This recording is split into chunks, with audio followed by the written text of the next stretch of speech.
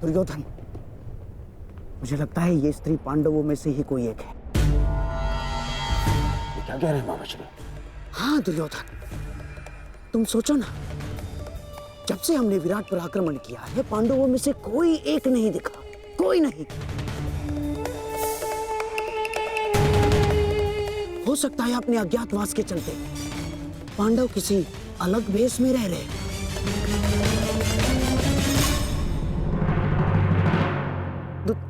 दुर्योधन, मुझे पूर्ण विश्वास है कि ये पांडवों में से ही कोई एक है। तुम मेरी बात मानो, ये वही है। यदि तुम किसी भी प्रकार इससे ये उगलवा सको तो पांडवों का अज्ञातवास भंग समझो। दुर्योधन, दुर्योधन, यदि हमने ये सिद्ध कर दिया कि ये पांडवों में से ही कोई एक है और स्त्री बनकर हमारे साथ छल कर रहा है, तो हम पुनः पांडवों को 13 वर्ष के लिए वनवास भेज देंगे।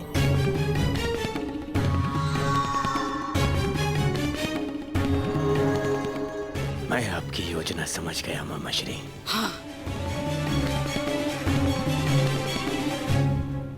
मैं तुमसे अंतिम बार पूछता हूं,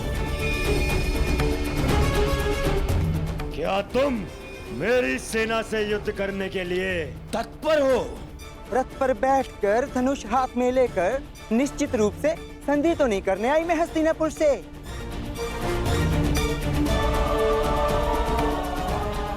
बृहन्नला नृत्य और संगीत ही नहीं जानती, और भी बहुत कुछ शेष है जो आपके समक्ष आने वाला है।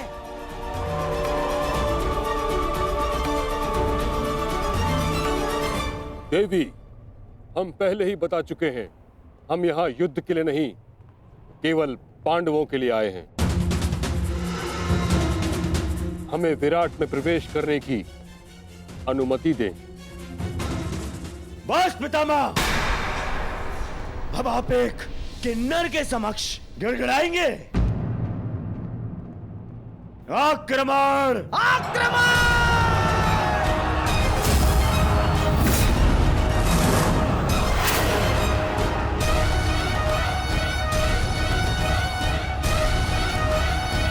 मैं अंतिम चेतावनी देती हूँ, विराट नगर की सीमा से दूर चले जाओ, अन्यथा मुझे अस्त्र चलाने होंगे।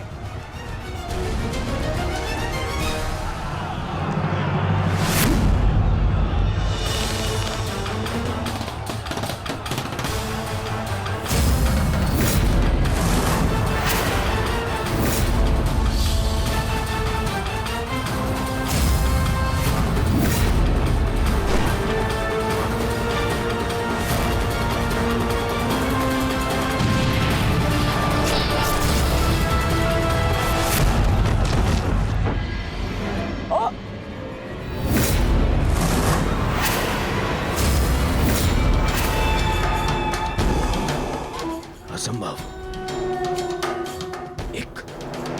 एक स्त्री ऐसा नहीं कर सकती। और ऐसा धनुर कौशल अब एक बार से मेरे सैकड़ों सैनिकों का वध कर दिया। वध नहीं किया युवराज, इन्हें केवल निष्क्रिय किया है। एक ही बाण से इतने सैनिकों पर ऐसा प्रहार करना कि उनके प्राण न जाएं, ये केवल गहन साधना और वर्षों के परिश्रम से ही संभव है।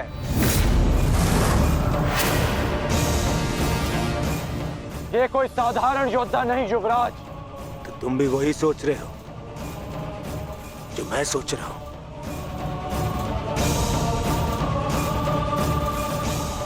इसका कौशल तो यही संकेत कर रहा है, परंतु कैसे?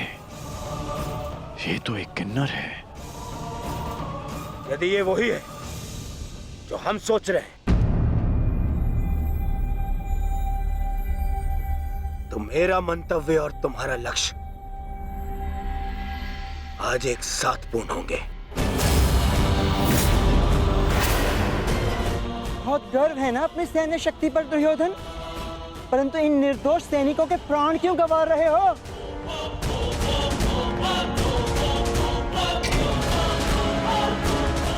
आज मैं तेरे बाणों के साथ साथ तेरी जिह्वा को भी शांति कर दूंगा। आगे बढ़। तुमसे युद्ध करके मैं अपनी धनुर्विद्या का अपमान नहीं कर सकती। और वैसे भी तुम्हें धनुर्विद्या आती ही कहाँ है? है कोई वीर तुम्हारी सेना में जो मेरे समक्ष आ सके, मेरे बाणों का उत्तर दे सके? इतना दुस्साहस हस्तिनापुर के वीरों को ललकारती है। पितामह, आगे बढ़िए। नहीं दुर्योधन, तुम में ना हो, परंतु मुझ में अभी क्षत्रित्व शेष है। मैं किसी नारी पर शस्त्र नहीं उठाऊंगा, और ये अर्धनारी है। आचार्य द्रोण, आप इस किन्नर को इसकी भूल का आभास कराइए। आप आगे बढ़िए। चलो सारथी।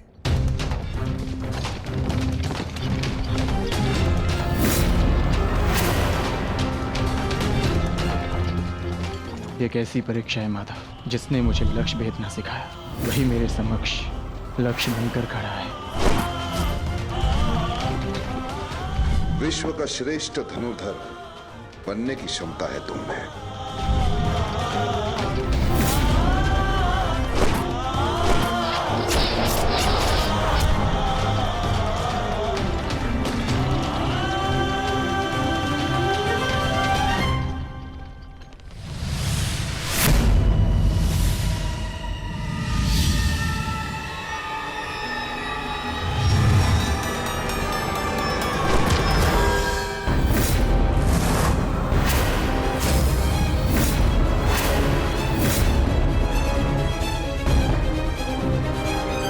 मुझे प्रणाम करने वाला ये किन्नर कहीं मेरा शिष्य अर्जुन तो नहीं? परंतु ये कैसे संभव है? अभी सिद्ध हो जाएगा कि ये अर्जुन है या नहीं। सावधान।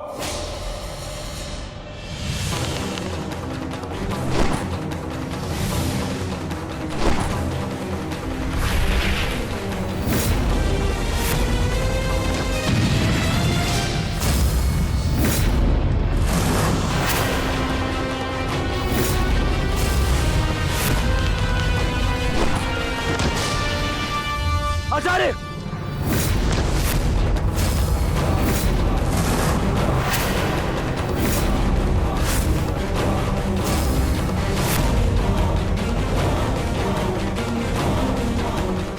अर्जुन,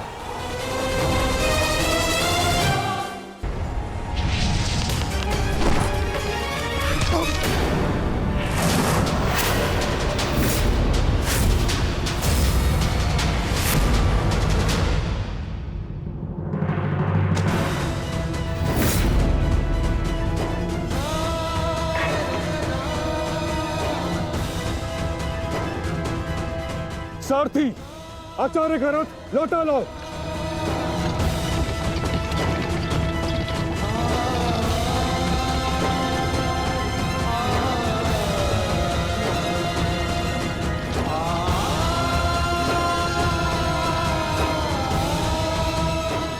क्षमा चाहता हूँ गुरुदेव, मैंने कभी सोचा भी नहीं था कि आपकी ही सिखाई हुई विद्या का प्रयोग मैं आप पर करूंगा।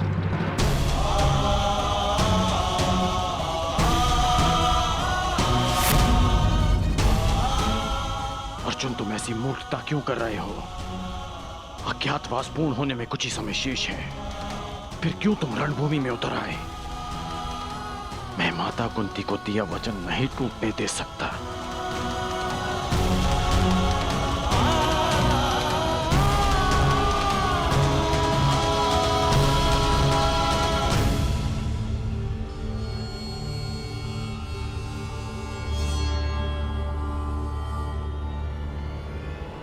दुर्योधन, समय निकलता जा रहा है। हमें शीघ्र ही इस पांडव को पराजित करके इसका वास्तविक रूप सामने लाना होगा दुर्योधन। और यदि ये पांडव ना हुआ तो? आंखें खोलो दुर्योधन, देखो इस साधारण किन्नर ने किस प्रकार द्रोण को पराजित किया है। किसी भी साधारण योद्धा में इतना शौर्य तो नहीं है कि आचार्य द्रोण को पराजित कर सके। तुम्हें क्या लगता है कि अर्जुन के अतिरिक्त और कौन हो सकता है? पहचानने का प्रयास करो इसे। तुम दोनों ने एक ही साथ, एक ही स्थान पर, एक ही गुरु की छत्र छाया में अभ्यास किया है। अपनी आंखों से इसे धनुर्विद्या सीखते हुए देखा है तुमने। पहचानो इसे, कौन है ये?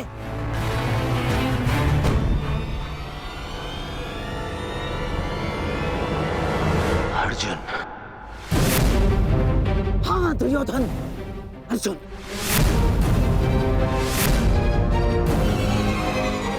अब तुम्हें कैसे भी करके इसका वास्तविक रूप पितामह के सामने लाना है, और उसके लिए तुम्हारे पास केवल एक अस्त्र उपाय है।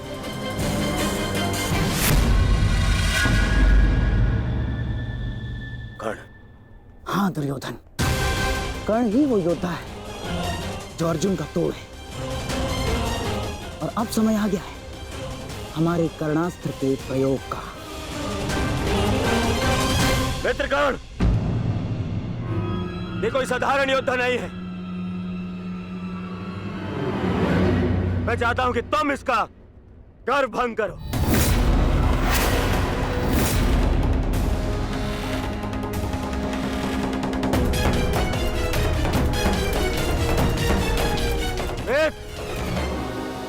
विलंब मत करो,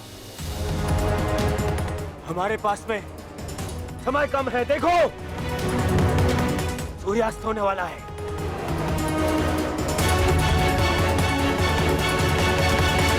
यदि एक मित्र का निवेदन स्वीकार नहीं है तो आप हस्तिनापुर के युवराज का आदेश स्वीकार करो। आगे बढ़ो, जाओ।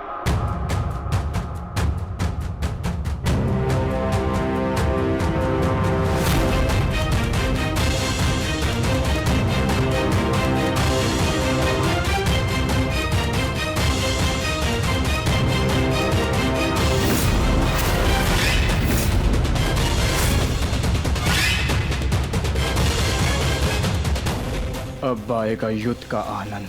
आज पूर्ण होगा वो अधूरा द्वंद्व।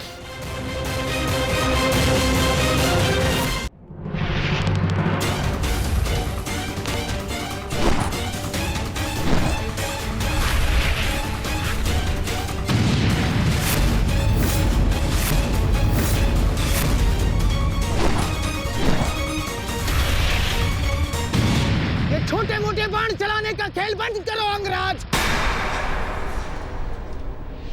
अर्जुन को सामने लाना है। वैष्णवास्त्र का प्रयोग करो।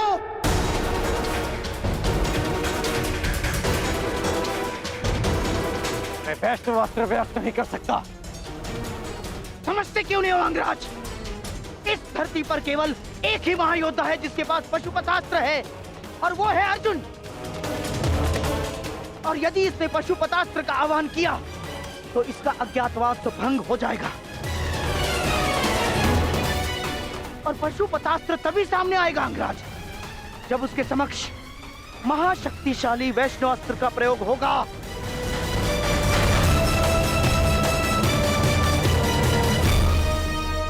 परंतु मैं किन्नर पर वैष्णवास्त्र का प्रयोग नहीं कर सकता। ये वैष्णवास्त्र का अपमान होगा।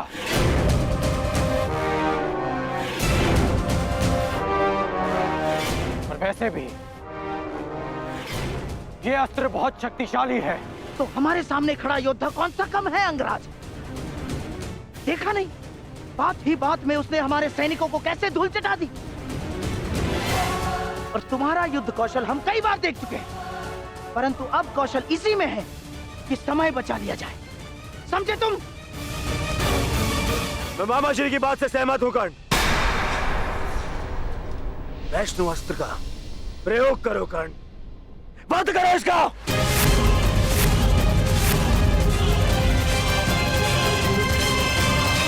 दुर्योधन, अब इस अर्जुन के पास केवल दो ही विकल्प है। एक है, या तो वो कर्ण के अस्त्र का उत्तर देने के लिए पशुपतास्त्र का प्रयोग करे और अपना अज्ञातवास तोड़ दे, या फिर मारा जाए। दोनों ही ओर से हमारी ही पोबारा है।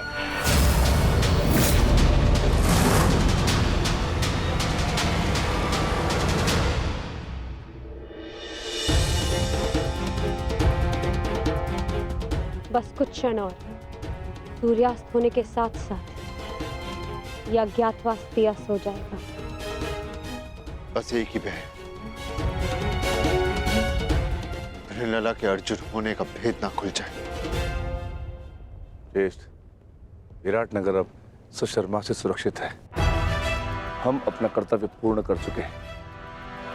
हमें शीघ्र ही अर्जुन की सहायता के लिए रणभूमि में जाना चाहिए। नहीं भी, हिरण्यला के रूप में वो भले ही अर्जुन को ना पहचान पाए। यदि हम पांचों एक साथ गए तो अज्ञातवास निश्चित रूप में भंग हो जाएगा।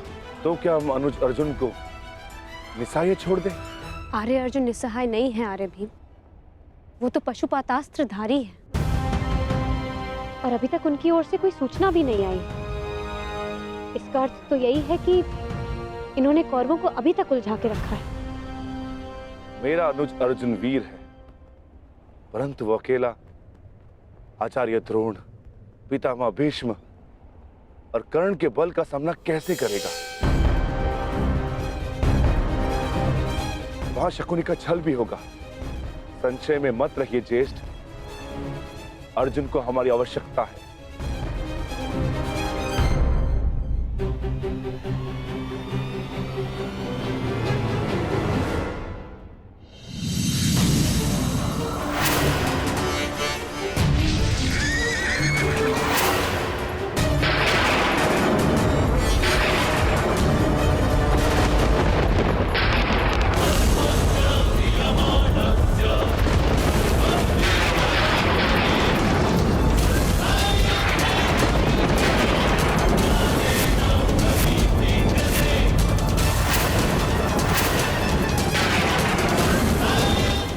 वैष्णवस्त्र, कर्ण वैष्णवस्त्र संधान कर रहा है।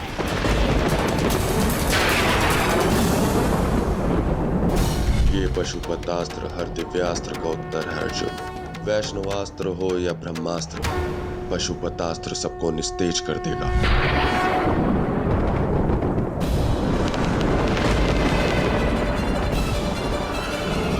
यदि मैंने पशुपतास्त्र का प्रयोग किया तो सबको ज्ञात हो जाएगा कि मैं ही अर्जुन हूँ, और यदि प्रयोग ना किया तो मेरी मृत्यु निश्चित है और साथ ही मेरे भाइयों का जीवन भी संकट में आ जाएगा।